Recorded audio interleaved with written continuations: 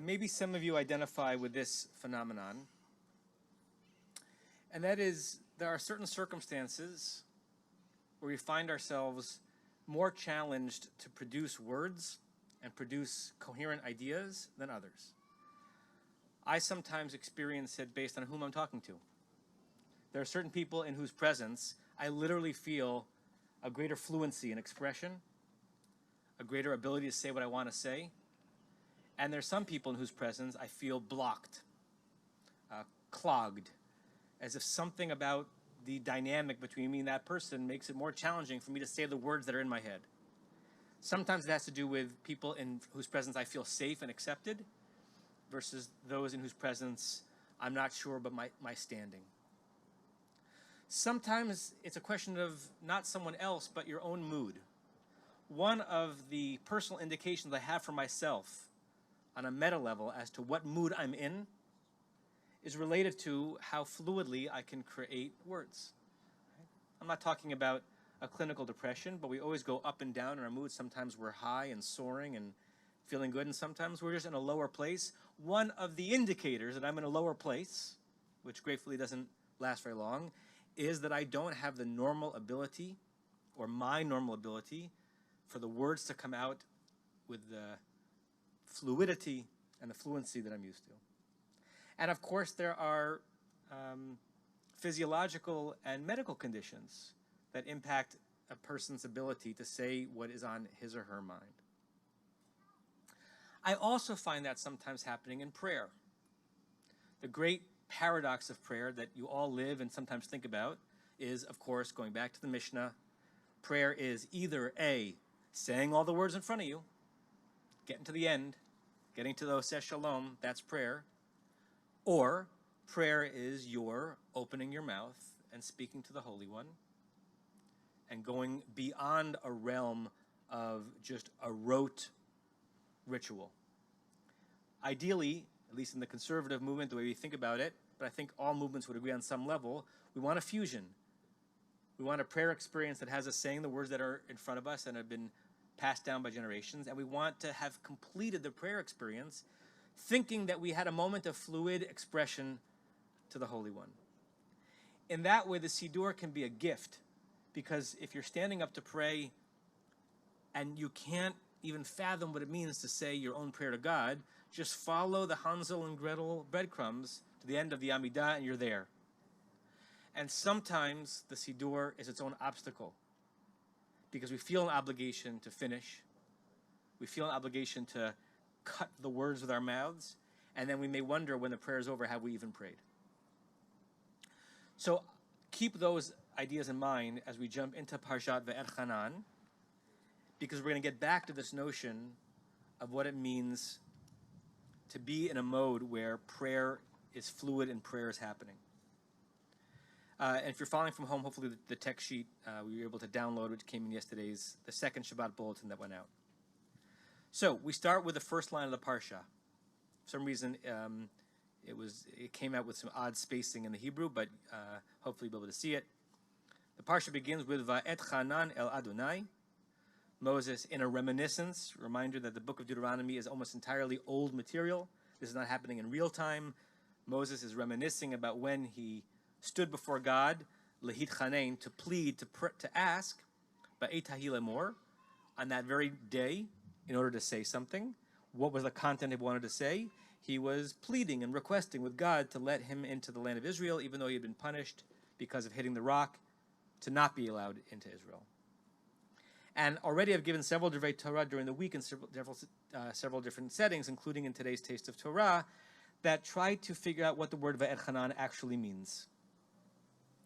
Rashi reads it against the grain, or at least against what seems obvious in the root, because the way the verb Vaethanan is built suggests that the root is chet nun nun lichanein, to grant. Right? Chonein hada'at is God granting us wisdom. We say that in the Amidah. So Vaethanan seems to be the reflexive version of that, to ask for someone to grant you something, to plead. But Rashi says it's not chanan, it's something else. On Vaethanan, he says, ein chinun. There's no usage of the word chinun, b'chol makom, in any place in the Torah, Ela lashon matnat chinam. He's playing a game here saying, I know it looks like chanan, it's actually chinam with a mem. And what is chinam? Chinam is free, or without reason, or without merit. As in the phrase sinat chinam that we just spent time thinking about on Tisha B'Av, a hatred that has no reason for it. So he says what Moses is saying here is not a plea for God's, to get something specific from God that Moshe has earned. It's from chinam, to get something for free. Even though righteous people such as Moshe have every ability in the world to say, I'm asking you for something, and the reason why I'm asking you for it is because I feel like I've earned it. I'm a righteous person. That's not how righteous people act. That's not modest enough for a righteous person. When a righteous person stands in front of God, you don't display your credentials. You don't say, look how much I've earned this, God.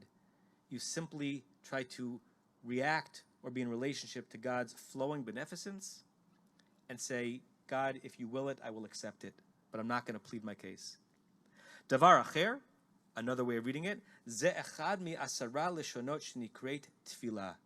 Another way of reading it is that what's happening here is not Moses asking for something specific, but rather Moses is in the most elemental way praying. What's interesting about Rashi's formulation here, he seems to be creating a dissonance between asking for something and prayer. Why is it interesting? Because so many of our prayers seem to be us asking for something. Give me wisdom, give me healing, give me a good season, give me rest. Rashi's saying it's either Moshe asking for something or it is prayer. As if to say that the essence of prayer is not making a request of God. Other people read the Vaethanan as suggesting that Moses was indeed standing in front of God saying, here are my merits, God, here's what I've earned. As a result of that, please, come on, let me in the land of Israel. Both of those approaches suggest Moses, or at least the first of Rashi's approaches and the other approaches, suggest Moses standing for God, lacking something, wanting something, and asking God of it. Okay, turn to the next page for an entirely different way of reading what was happening in this moment. This is a commentary by Rav Pinchas Halevi Horowitz. He lived in the 18th and 19th century, first in Galicia, which I think is actually where he lived was actually now the country of Ukraine and Germany. Efshar leva'er lefi Chazal. Let's understand this phrase Vaethanan el Adonai, that I pleaded to God, the way the sages, Chazal, Chachamenu Zichronam Lebracha, our sages of blessed memory, said about the topic on page 4 of Masechet Brachot. And now he's quoting from the Talmud. Amar Rabbi Yochanan. Rabbi Yochanan, one of the great sages from the land of Israel, said, Batchila, in the beginning, what beginning? B'hatchalat tfilat Shmona Esrei. When we begin the prayer of the Shmona Esrei, and just to break down that term, Shmona Esrei means 18. It refers to the 18 original blessings that were part of the weekday Amidah. A 19th was added in at some point, so we no longer say a Shmona Esrei, we say a Cha Esrei, but no one calls it that. And in rabbinic nomenclature, the word Shmona Esrei refers to any Amidah, including, for instance, an Amidah on Shabbat, where there are not 18 or 19 blessings, but 7. So it's just become a term for the Amidah. So we begin the Amidah by saying, Adonai sfatai tiftach ufi yagid tilatecha. God, open up my lips, that my mouth, ufi yagid, will recite tihilatecha, your praise. Depending on how and where you learned how to daven, this is also the moment where we begin our Amidah with choreography, right? There are 6 words in that phrase, 3 steps back and 3 steps forward. Adonai sfatai tiftach ufi yagid tihilatecha. Another Jewish choreographic moment that has become so rote. When was the last time? You don't have to answer out loud, but answer inside yourself. You use those 6 words and those 6 steps to try to transform yourself into a person who's more ready to pray than beforehand. Every once in a while, I remember to, and it helps. We say those 6 words. Ve'inyano k'moshe muvab Rabbi Chanina ben Dosa. And this was related to something that Rabbi Chanina ben Dosa, another rabbi, said farther along in Masechet Brachot. She'amar, this is what he said, Im shigurat tfilati bafi. If I am aware that my prayer is flowing well, which does not necessarily mean that I'm pronouncing well, but there's a sense of movement, of momentum, of aliveness, of vitality to my prayer. Yodea ani, that's how I know. Shehu mukubal, that's how I know that it's being received. Now, he's making a pretty strong theological comment here, as if he can actually tell whether God is receiving his prayers based on how easy it is for him to pray. But I identify with it, because in the context that I mentioned before, I know that I'm saying something of meaning and of worth and has more of a chance of being received by the other person if it's coming out fluidly. And if I'm stumbling, or I'm tripping, or I'm pausing too much, I'm aware I'm not communicating myself in the right way, and that makes me nervous that it's not being accepted by the other person. For him, this is about him and God. I think it also happens between us and other people. Vezohu, and this is this rabbi's commentary on Vaethanan. That's what's happening, Vaethanan el Adonai, when Moses said, I pleaded to God. But Bahatchala, in the beginning, lemor. The word lemor is at the end of the verse. So if you go back to the verse, Vaethanan el Adonai ba'et hahi lemor, I prayed to God at that time, saying. We normally translate that as a gerund, saying. He's translating it as an infinitive. I prayed to God. What did I pray to God to do? Lemor, just for the ability to speak.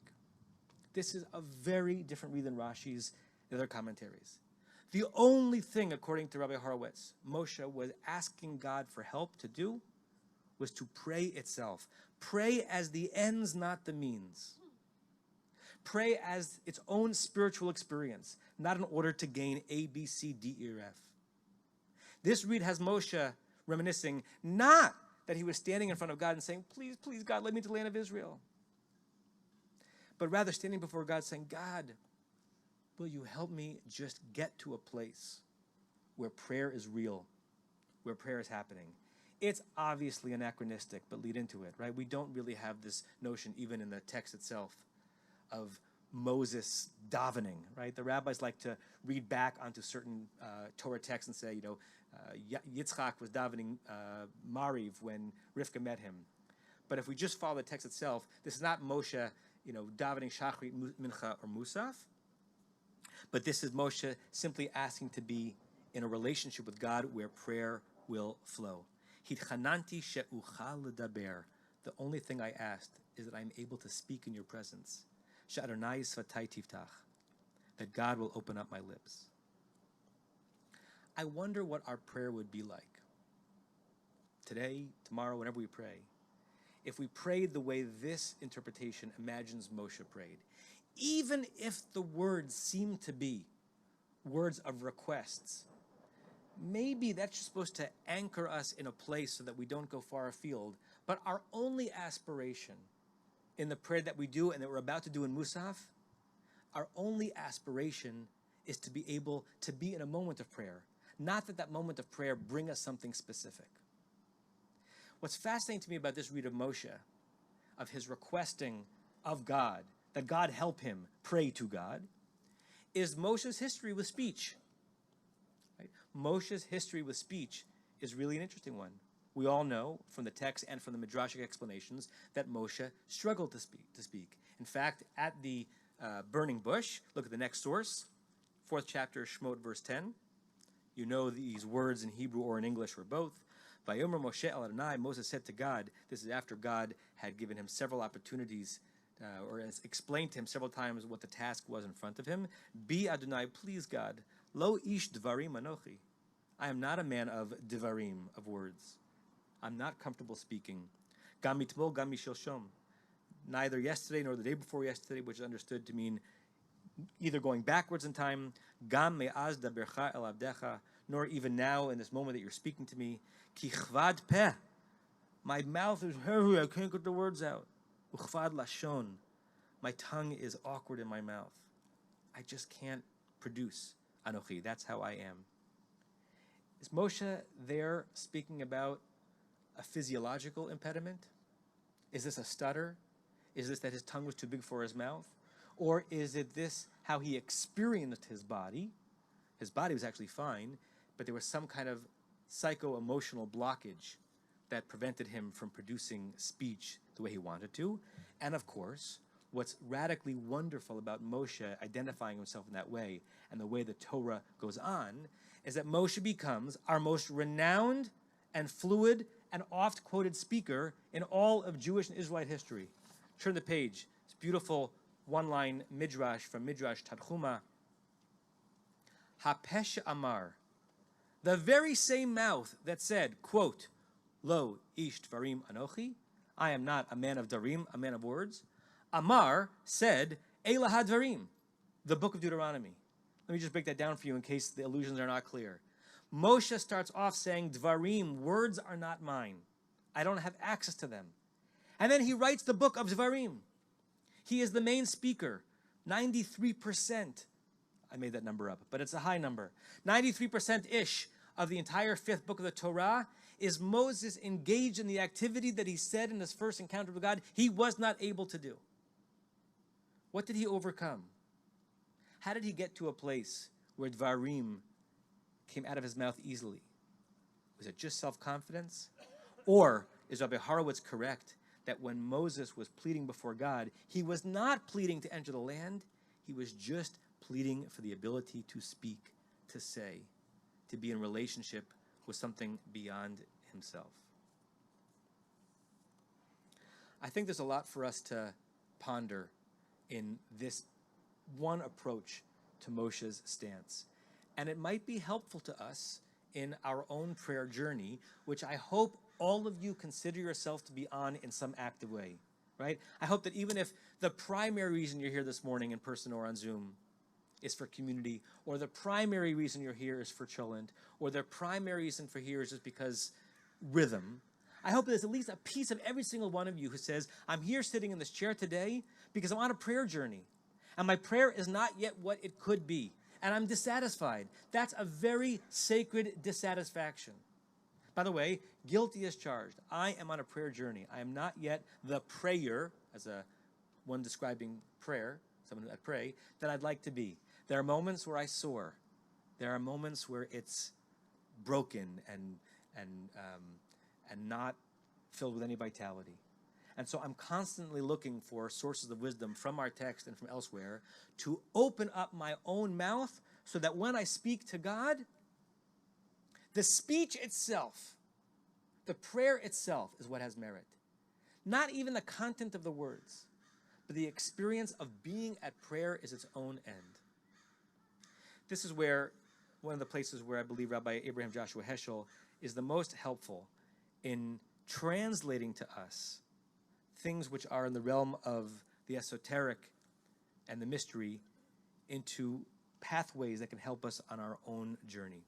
So we have 4 different quotes here from Rabbi Abraham Joshua Heschel on prayer, 4 of 100 that I could have used. Each one of them is saying something slightly different, but I believe whether or not he knew of this commentary from Rabbi Horowitz is connected to the other way of imagining Moshe at prayer, not demanding something, but just asking for the ability to be in a prayer moment itself. By the way, the reason why I'm not asking people to speak and I'm calling on you is because I have learned from people who are watching on Zoom and on live stream that it's hard because you all don't have a microphone in front of you.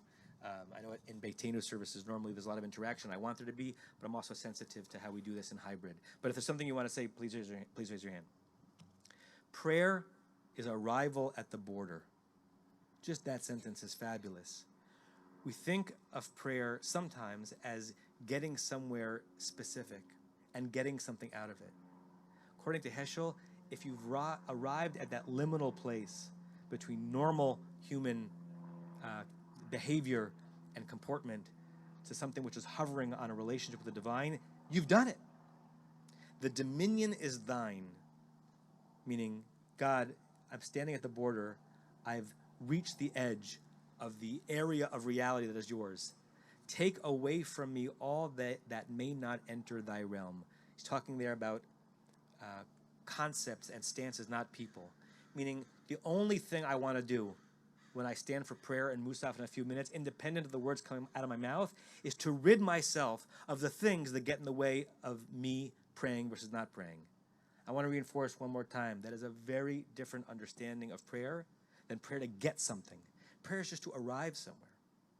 Whether you're davening on Shabbat or Rosh Hashanah or Tuesday morning, Prayer is simply to arrive at God's boundary. Same basic page in Man's Quest for God. We do not refuse to pray, rather we abstain from it. That's an interesting distinction. It's not that some of us refuse to pray, but he's saying the problem with prayer is not the refusal. You're saying, no, I'm not going to pray today. It's that I do stand for prayer, but I still abstain. I am standing for the Amidah, but still somehow I'm not engaging in the experience. We ring the hollow bell of selfishness rather than absorb the stillness that surrounds the world. My translation from one English to another, we stand in prayer thinking that our obligation and our duty and what's best for us is to ask for something rather than simply be present in a divine stillness. And sometimes the Siddur is the problem because the Siddur seems to suggest that we're supposed to be asking for things, not according to Heschel. Futile self-indulgence brings us out of tune with the gentle song of nature's writing, as if to say prayer is not about me indulging, gaining, growing, but simply to be alert to the world around us, of mankind striving for salvation. We dwell on the edge of mystery and we ignore it. That is a heck of a critique, wasting our souls, risking our stake in God. You're going to have an opportunity in about 7 minutes to figure out whether this prayer experience is you standing on the edge, peering into something that might be possible and just not going there, or simply allowing God's presence to fill you. Yossi, your hand is up. And for those that are watching on Zoom, I'll try to paraphrase what Yossi says. Yossi has a question.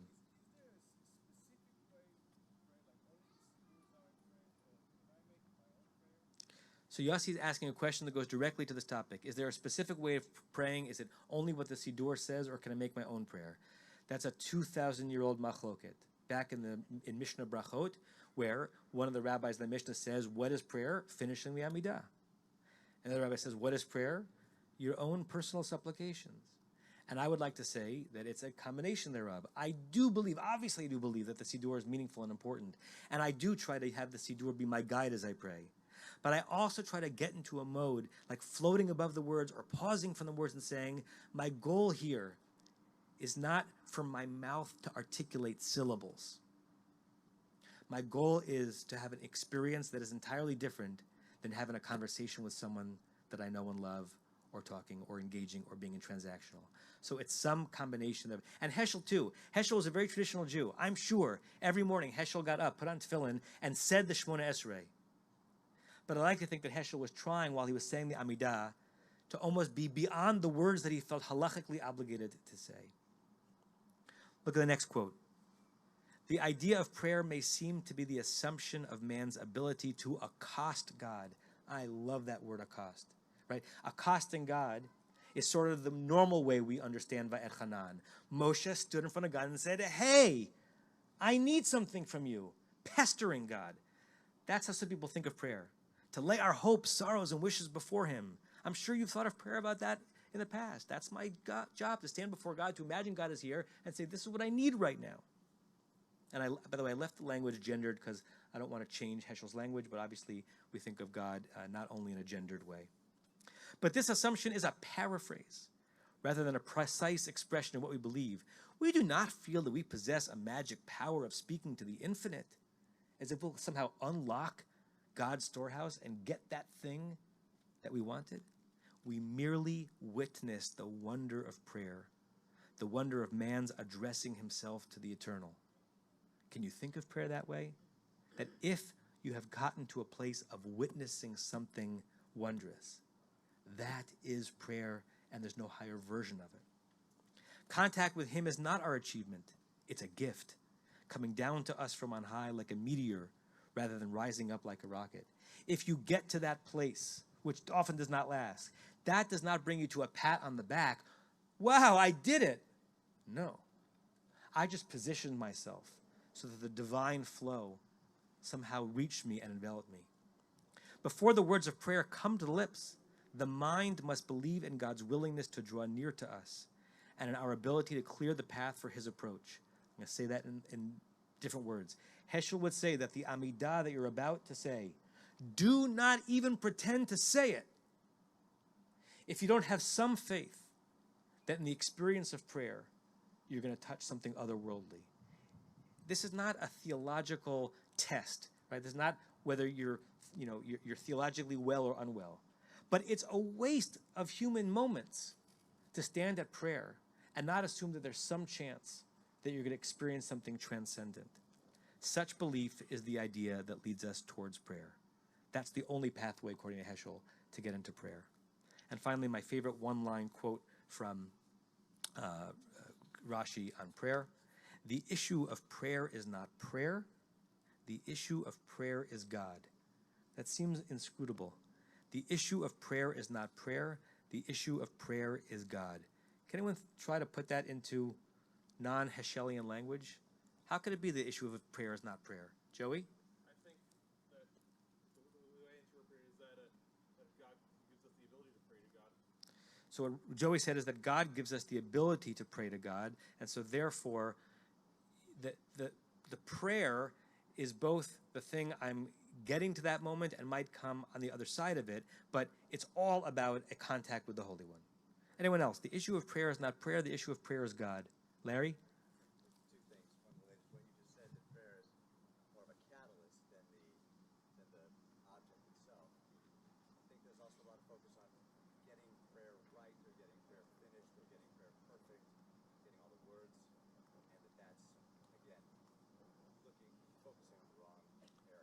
Great. So Larry said two things. One, Heschel might be saying that prayer is a catalyst, a means for us to get closer to the Holy One, as if the goal is not prayer but God, and also that prayer sometimes confuses us because it's as if it's a question of right or wrong, right? And if you focus on the right or the wrong way to pray, you've forgotten that actually what it's really about is a commune with the Holy One. Now, I want to say something important, because if you're reading this and you're thinking, but I don't know what I believe about God. I don't know where I stand. I don't know what my theology is, right? I'm a observant, traditional, active Jew, and sometimes I feel like an agnostic, right? Does that mean that I can't do what Heschel's asking me to do? Well, raise your hand if you're somewhat agnostic, right? Raise your hand if you haven't had a bolt of lightning clarifying for you all the mysteries of the divine. We are all, whether we like to admit it to ourselves or other people, healthily agnostic. If we weren't, we'd probably be living a more absolutist life. We do wonder, we don't know. So how do we make sense of this line if the word God is sometimes itself an obstacle? I think what Heschel might say is the God that you're not sure you believe in is not the God that Heschel is invoking here. The God that you're not sure you believe in is not the God who fashioned the world with God's hands, who spoke directly to Moshe, who, think of the kindergarten image, who sits on a throne bestowing gifts or not. That's not the God that you should be invoking here. The God that you're invoking in this line is the human jumping away from a purely human realm into something that is beyond human comprehension, and you only realize that you were in that moment when it's over, to throw Heschel and Buber against one another. You only realize that you were in an I-thou moment where you had a personal connection to something beyond you. The moment you realize that you're in it, it's over, because you've broken that trance. This conversation might turn into a longer series, or longer class series at the synagogue, because some people have been asking me for us to do a slower inquiry into what prayer is, because we do a lot of praying in our community, right? Particularly people who come to Daily Minyan and are regular on Shabbat. You are spending a lot of hours of your life in prayer. And we're heading into a season in which we're going to spend a lot of hours together in prayer. Therefore, it behooves us, at least every once in a while, for us to ask ourselves, what is it that we're doing in those moments? Why are our feet together? What does it mean to read ancient words that rabbinic men wrote 2,000 years ago? Is that all that there is? Or is there something even before that that is higher and more noble? And that is simply departing from the realm of human interaction, arriving at the border of something beyond us, and considering that arrival to be its own triumph. In a few minutes, like in 60 seconds, we're going to be at prayer again. I do want you to look at the words. I do want you to feel a certain reverence for what's been transmitted down to us. I do want you to imagine yourself as having the same ability that Moshe had to speak to God and get responses. But I'm afraid if that's all that you're doing in prayer, you're going to leave either bored or disappointed. So mostly, at least for this prayer experience we're about to have, I want you to imagine Moshe in the realm that we've been discussing today. Not asking God for rest, not asking God for bounty, not asking God for healing, not asking God to take care of your family, but simply asking God to give you the power to approach prayer as its own end. Maybe that will happen, maybe it will not, but aspiring to it may be the highest form of a prayerful experience. Michael, last comment. Far be it from me to be a shill for Temple Bethon podcasts, but a daily minion, which I've heard happens. I don't want to. Yeah, Tuesday morning, Rabbi Avi Havivi's Siddur class. You probably have to scroll back a year, maybe, but he goes through when he's teaching the first bracha of Amidah. He shared what his experience is really like word by word, and how his what he aims for his experience to be during that one bracha of the Amidah, and it is actually a quite remarkable and instructive listen. I think I've listened to it 3 or 4 times. Wow. It's one of them that I never deleted. It speaks exactly to the what am I trying to do when I pray, and what's actually happening in my body. Thank you, Michael. For those who are not here in person, Michael just made a public commitment to come to Daily Minyan every day for the next year, which I just think that's incredible, Michael. Good for you. Good for you. What Michael actually said is that our dear Rabbi Dr. Avi Havivi every Tuesday morning teaches a 10 or 15-minute Siddur class right after Daily Minyan. It's all available on the podcast, and Michael says there's an episode about a year ago, you said? So, where Avi talks about the specific kavanah, the specific intent that he has just during the first paragraph of the Amidah, and what Michael says is worth listening to and worth growing from. So we'll end it here only because we want services to end at some point, not because the conversation is over. And here we are, faced with yet another opportunity to ask God just for the ability to pray itself.